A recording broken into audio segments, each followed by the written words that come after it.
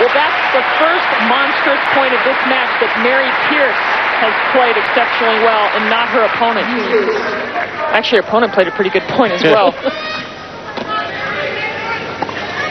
Trading ground strokes at this point, one looking to gain the upper hand, and Mary gambling with a two-hander.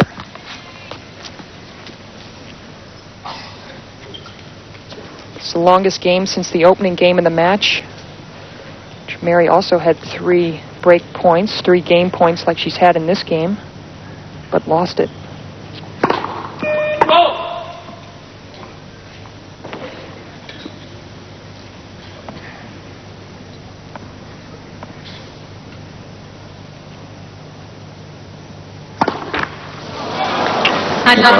whatever happens today, she's going to jump at least 8 places in world rankings. But what a time to serve your first double fault. And that was a very nervous double fault because she let her left side come down and the second serve went into the middle of the net.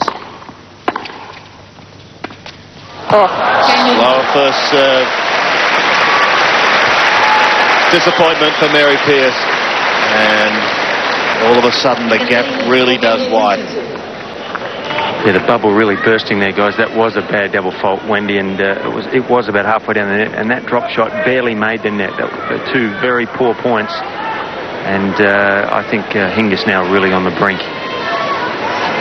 Well, when you're playing somebody that throws in a terrible double and then makes a horrendous shot selection, it really does bolster your confidence, and I'm sure she sees the finish line now. Serving for a 5-2 lead.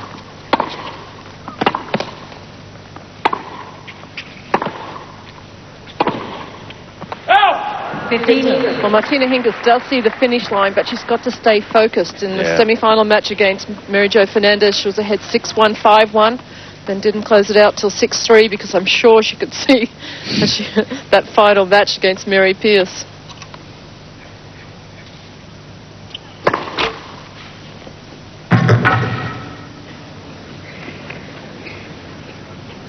Fitzy, you okay down there?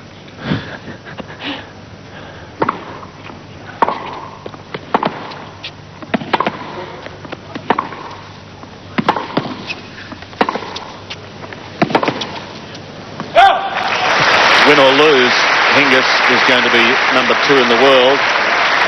But if she's victorious, she'll be taking home a check for $542,000. She also said if she won the singles, she might consider buying that horse that threw her.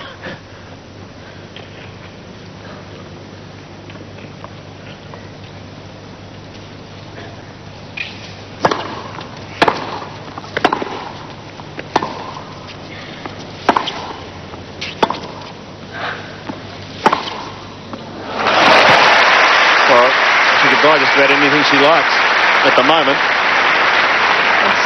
Melanie Molitor, her mother, looking on. Mary Pierce trying to change up the play, hitting a couple of backhand loopers up the line, but that's not her game, and she's certainly not going to win from this position with that game. The only way she's going to win is to hit out, go for it, and find her shots.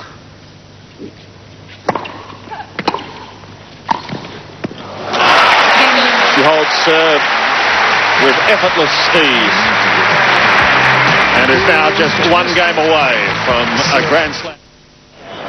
From our Whitman's lightship, the scene of what looks certain to be now a major triumph in the life of 16-year-old sensation Martina Hingis. She is 1 game away from being the women's singles champion in the Ford Australian Open for 1997. Mary Pierce is serving and will be desperately trying to stay in the match.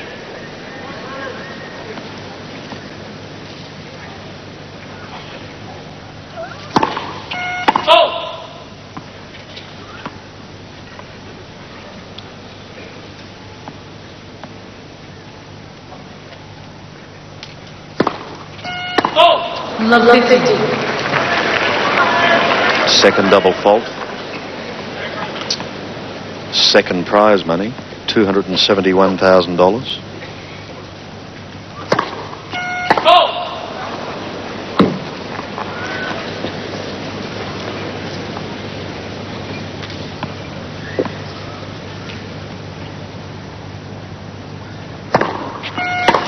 And Fitzy, the murmur and buzz in this crowd now suggesting that the wheels have absolutely fallen off.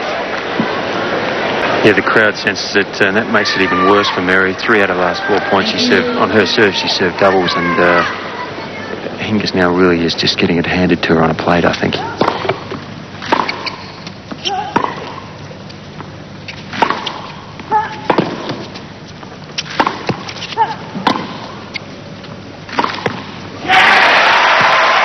And that brings up 3 championship points for the 16-year-old.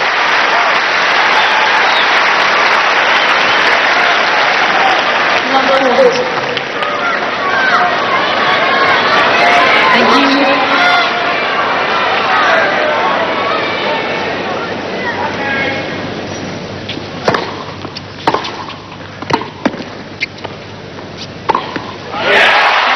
We have a new champion. She's just 16 years of age, and she's the youngest major championship winner since Lottie Dodd won Wimbledon as a 15-year-old.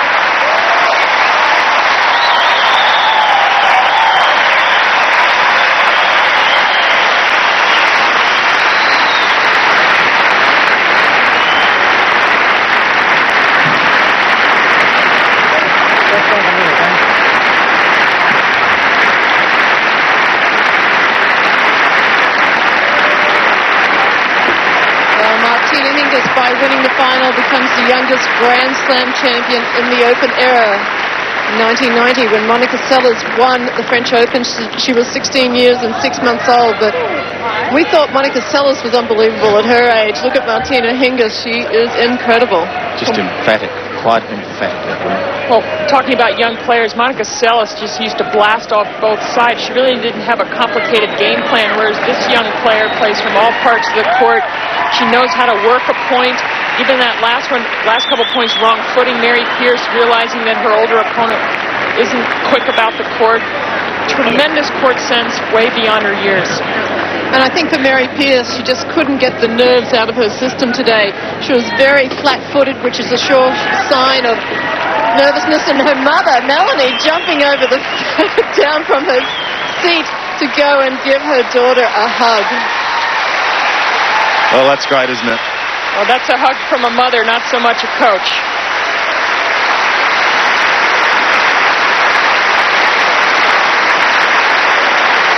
And also acknowledging the support from her many fans here. But it is great to see that she's able to share the win with her mother. One of the ones she thanked was Marco Awadi, the guy that hits up with her. So many times we talk about parents in a negative way, and this is a situation that works so well. There's Mark Awadi, her hitting partner. Evidently, the young guy really helps keep the situation lighthearted, as you can imagine from looking at his hairdo. And I think what really helps Martina Hingis as well is that she can relax away from the tennis court by rollerblading and horseback riding. Yes, well, she can relax now. She can celebrate now, because the 16-year-old is the new champion, and coming up shortly on 7 Sport, the presentation to Martina Hingis.